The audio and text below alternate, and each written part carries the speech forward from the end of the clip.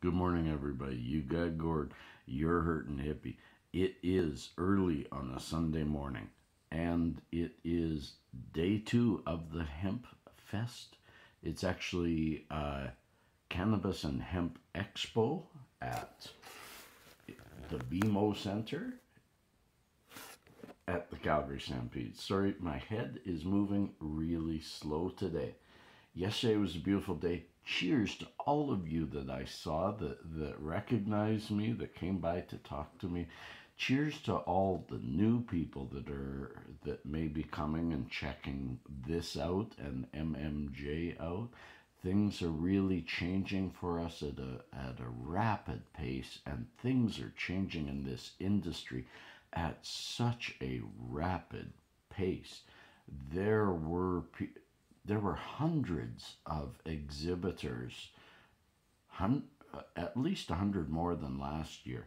Uh, Tents and different things everywhere, absolutely everywhere. People having a blast.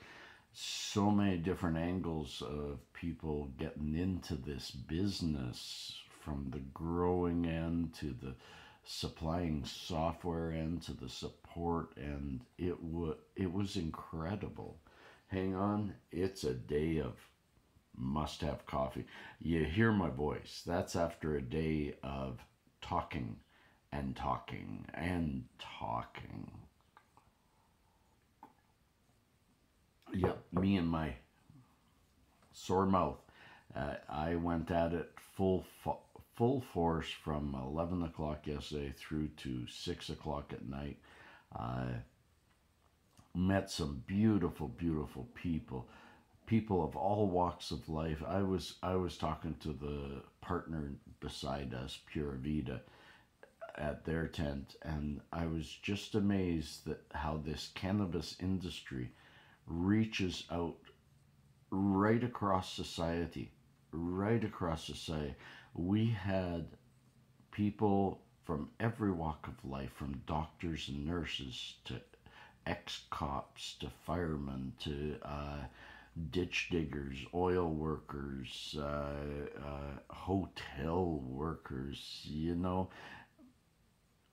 every single walk of life, everybody talking about how they are moving away from opiates and other pharmaceutical medicine that although does do some things that it says it does, the side effects have hurt them too much. The stories are varied, but they're all so similar that their pain isn't going away. And if you're going to be on the medicine for long term, if not forever, then you want one with the least amount of long term issues to your body. And I could always speak to that because even though I've not used it the way I've used it for the past 3 years all my life, I have used it almost all my life. And if anything, it's what's keeping me together. It's my other mistakes that have taken me apart. My other drug use when I was a late teen.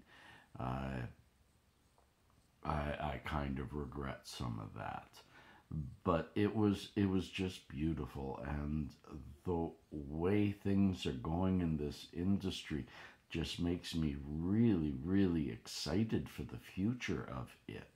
I did warn a lot of people, hey, if I met a lot of people that have held off getting their medical card because they expect, well, recreational will come soon. So I do want to give the same kind of speech to you all if you're in Canada. If not, fast forward. Anyways, done. Now, I want to give the same sort of speech is do not wait for the recreational market to take foot, because it's going to take a fair while to take foot. I really do not think the way that the government has 90% across Canada set up this new recreational market is it's mostly going to be government LP weed. Yeah, there's a lot of opening the door to other producers, but most of the new dispensaries and that are expected to buy from the government, buy from the licensed producers and sell instead of producing their own. This is a difficult thing. First of all, you're forcing a middleman into a situation where you're trying to keep prices down. So prices won't go very far down. Or if the yet the mandate is to keep the price down to keep the black market out of this industry. Well, you want to chase the black market out, you're going to have to get rid of the middlemen. Let the dispensaries grow their own. Just put some regulations around making sure that it's grown well and grown good. Uh, because even our LPs have not done a great job. In fact, even though they've now stopped using deadly chemicals, they still don't grow their plants to maturity. They still don't cure them well. So, so that being said, also in this new industry, with 90% of the flower coming from current producers that sometimes don't quite meet the need of the medical society, it's the same producer producing for medical as for the recreational.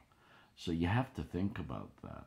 All of a sudden, they have to supply to two markets. One that is very price controlled because it's sick people, very quality controlled because it's sick people. The need for good medicine and a lot of babysitting expenses, therefore, because it's sick people. You're dealing with a medicine. And then turning it around on the other door and saying, okay, and here, this is for all of you who aren't sick and just want to get high. I have so many angles to this. This could go on forever. But think about that. They're going to have to start separating out their flower and decide, okay, the best of this will go to, most of the best product will go to the medical. Some of the best will be saved as high quality recreational. Most of the worst will go to recreational. So they will hope that most people will buy it $5 or $6 a gram and buy the crap weed. And recreationally, if you want the same as the medicinal market, you'll have to pay a premium to get premium weed. Whereas, and I have no proof, I haven't read any of this. This just is common sense to me. If LPs are supplying the whole market, and LPs right now supply as they do the medical market, then when they have to open up the door to the recreational market, they're going to have to make some decisions. Either really supply well to the medical and poorly to the recreational, that's a new market, or supply good to that new market recreational and start chinsing out on the medical and be up for trouble. So it's the natural flow. Anyways, gang, enjoy your coffee. I do hope to give you an inside to the Cannabis Expo. I've gone to quite a few of these, and only once I showed you a brief summary of walking around. But what aches me when I think of doing it is I've spoken to an awful lot of the people that I'm walking past. And these people are trying to be rather private about their usage and about why they're even there. I mean, a lot of these people are, I know some people that won't even go there just because they don't want to be seen by somebody else as partaking in this not quite yet fully legal industry. So with that stigma, I really don't feel right walking around and doing a video where it's impossible to not get other people's faces on there, and What if I get somebody in trouble or make them feel like they're in trouble? So there may not be a video from there. I'm going to try to go a little bit early today, and if I can get there before they open the doors, none of the people that are working behind the tents care if they're on the video, because they have, like I have openly said, we're cannabis people, we're supporters, we're advocates, we're workers, we're lovers of the industry. So I'm not, maybe if I can get a walk around before the people come, I can share the place with you. It's really wonderful and really exciting, and I want you to see a part of it. So I'll play it by ear today. I'm doing this whole thing with my back in really, really bad shape and my legs hurting. Yet I'm driven because of the people and their need. It drives my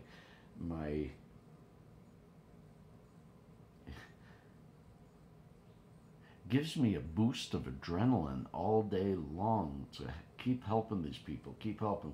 Once in a while I sit down and I feel it all drain, and I go, no, better stand up and just push through, because people need us. This industry helps people. So friends, that's a long pondering. I'm not sure if you're going to stick around to the end, but if you do, and even if you don't, peace and cheers, love and harmony.